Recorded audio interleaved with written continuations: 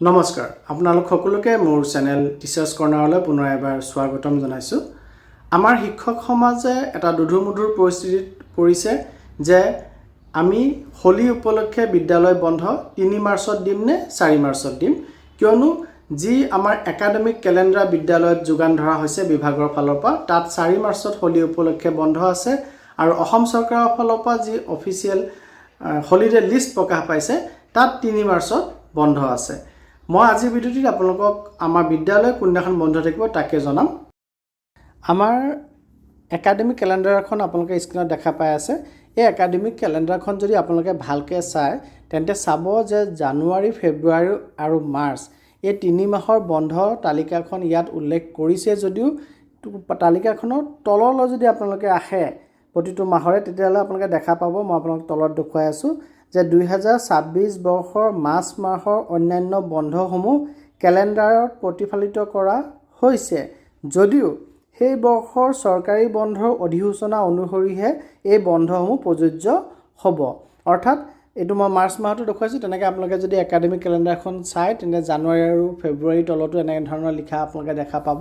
অৰ্থাৎ জানুৱাৰী, ফেব্ৰুৱাৰী আৰু মাৰ্চৰ যিহেতু বন্ধ তালিকা চৰকাৰীভাৱে প্ৰকাশ পোৱা নাছিল আমাৰ যেতিয়া একাডেমিক কেলেণ্ডাৰখন প্ৰিণ্ট কৰিছে, গতিকে এইটো আনুমানিক হিচাপে বন্ধ তালিকাখন ইয়াত সন্নিৱিষ্ট কৰা গৈছে।